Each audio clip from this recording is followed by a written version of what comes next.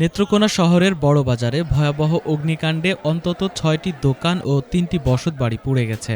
আগুন নিয়ন্ত্রণে কাজ করতে গিয়ে ফায়ার সার্ভিস ও সিভিল ডিফেন্সের সদস্য সহ ৪ জন আহত হয়েছেন। তাদের নেত্রকোনা আধুনিক সদর হাসপাতালে ভর্তি করা হয়েছে।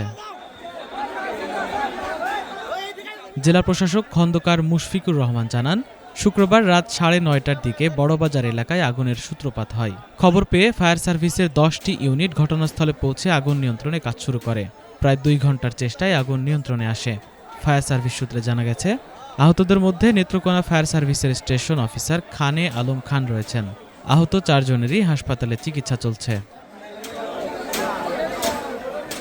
স্থানীয়দের ভাষ্য, বড়বাজারের সুচিত্রা স্টোর থেকে আগুনের সূত্রপাত হয়ে দ্রুত পাশের দোকান ও বসতবাড়িতে ছড়িয়ে পড়ে।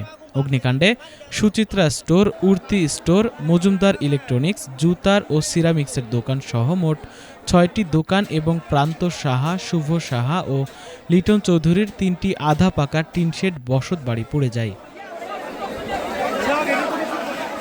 আগুন নিয়ন্ত্রণে ফায়ার সার্ভিসের সদস্যদের পাশাপাশি স্থানীয় বাসিন্দা ও পুলিশ সদস্যরাও সহায়তা করেন। হাসপাতালে চিকিৎসাধীন স্টেশন অফিসার খানে আলম খান জানান, আগুন লাগার সুনির্দিষ্ট কারণ এখনো জানা যায়নি। তদন্ত শেষে ক্ষয়ক্ষতির পরিমাণ ও অগ্নিকাণ্ডের কারণ সম্পর্কে বিস্তারিত জানানো হবে।